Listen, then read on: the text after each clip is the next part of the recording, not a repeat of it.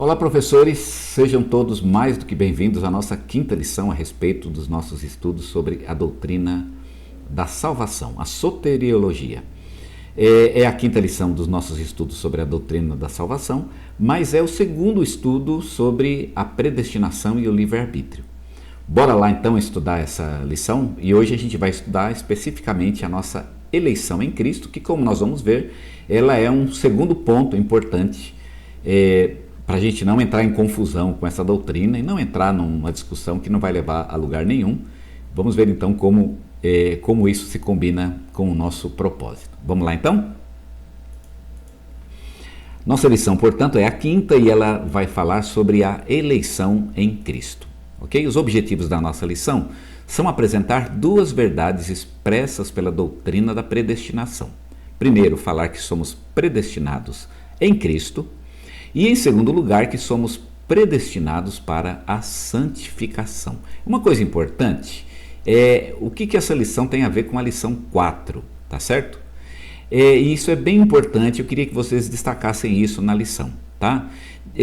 Vejam, nós reconhecemos que a doutrina da predestinação ela é muito complicada.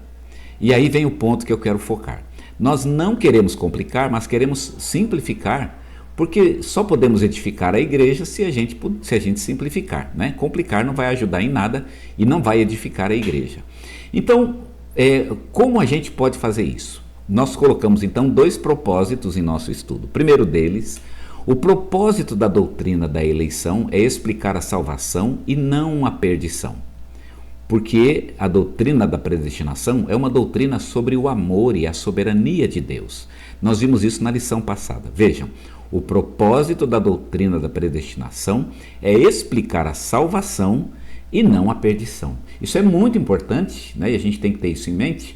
A predestinação não é sobre os que se perdem. Não é bom falar muito sobre os que se perdem. E a Bíblia não tem esse foco. O foco da doutrina da predestinação é a salvação. Por que somos salvos? Não há muito o que perguntar sobre a perdição. Na verdade, o grande problema é como a gente pode ser salvo, né? É muito mais difícil ser salvo do que ser perdido. Para ser perdido, você não precisa fazer nada. Agora, a salvação ela vai exigir algum tipo de comportamento, alguma ação da sua parte. Então, a predestinação nos fala sobre salvação, tá bom? Aliás, Romanos capítulo 9, que a gente falou na aula passada, ele não fala sobre a perdição. Aliás, ele é uma pergunta que Paulo faz em Romanos: como Israel, que rejeitou a Cristo, poderia ser salvo, uma vez que Israel é a nação escolhida? Quer dizer, como é que Deus escolheu alguém que se perde? E isso para Paulo seria um absurdo, né? Deus escolheu e não foi salvo. Como isso é possível? Porque Israel rejeitou a Cristo. E aí é uma coisa bem bonita que Paulo vai mostrar, é mais bonito do que a gente colocou na lição, na verdade, né? Paulo vai mostrar então que a própria rejeição de Israel tem um propósito dentro da economia da salvação. A própria rejeição. Deus tinha um propósito até na rejeição de Israel. Ou seja, até os que rejeitam estão cumprindo o propósito de Deus. Mas isso aí é uma questão mais profunda, né? Basta dizer que a doutrina da predestinação é sobre aqueles que se salvam e não sobre aqueles que se perdem. Muito bem. A segunda questão, isso foi na lição passada. E nessa lição de hoje, então a doutrina da eleição, ela ensina que somos predestinados não por nós mesmos, mas porque nós estamos em Cristo. Tá certo? A impressão que dá é que Deus está olhando para as pessoas e escolhendo quem Ele quer, quem Ele não quer, quem Ele gosta, quem Ele não gosta. Não. A verdade é que somos escolhidos porque nós estamos em Cristo. Porque Cristo é o escolhido, como nós vamos aprender nesta lição, tá certo? Cristo é o principal predestinado e o principal eleito. Isso significa duas coisas. Não somos eleitos por nossos méritos, mas pelos méritos de Cristo. Primeira questão. Não é porque eu aceitei, porque eu fui bom, porque eu aceitaria, né? E Deus sabia disso. Não. Eu sou predestinado porque eu estou em Cristo. Cristo é o eleito e eu sou eleito nele, e a gente vai estudar isso na lição.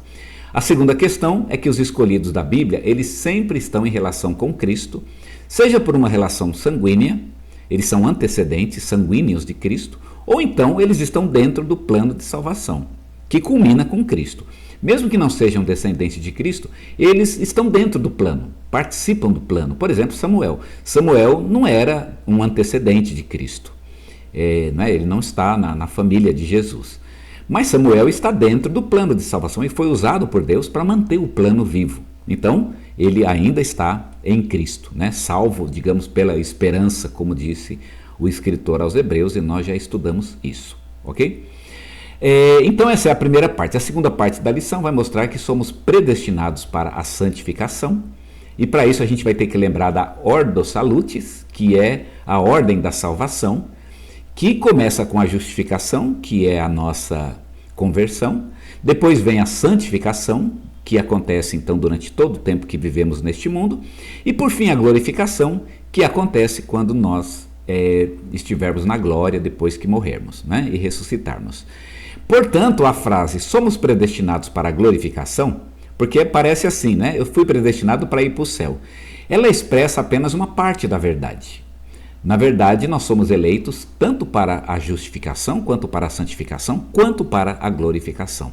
E nós vamos mostrar então que os versículos que falam que somos predestinados, falam que somos predestinados para essa salvação completa, tá certo? Não é só para ir para o céu.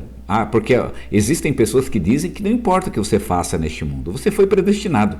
Não, eu fui predestinado também para a santificação, então importa muito o que eu faço neste mundo, tá certo? Fomos predestinados para vivermos neste mundo de acordo com o propósito de Deus, tá ok? E aí nós vamos falar sobre a eleição e a santificação. Então, eleição é a base da minha vida cristã, porque eu só posso viver em santificação porque Deus me escolheu para a santificação, tá certo? Se você não consegue viver em santificação, não consegue vencer o pecado, se você realmente é derrotado e vive uma vida de derrota, e o mundo derrota, o diabo derrota, o pecado derrota, então você tem que pensar bem, né?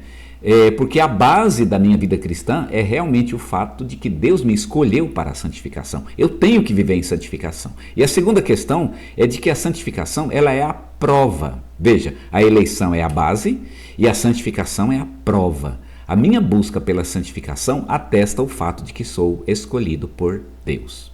Bonito isso, né? E por fim, falando sobre os não predestinados, a gente está insistindo em não falar sobre eles, porque a gente está sempre falando que doutrina da predestinação é sobre salvos, né?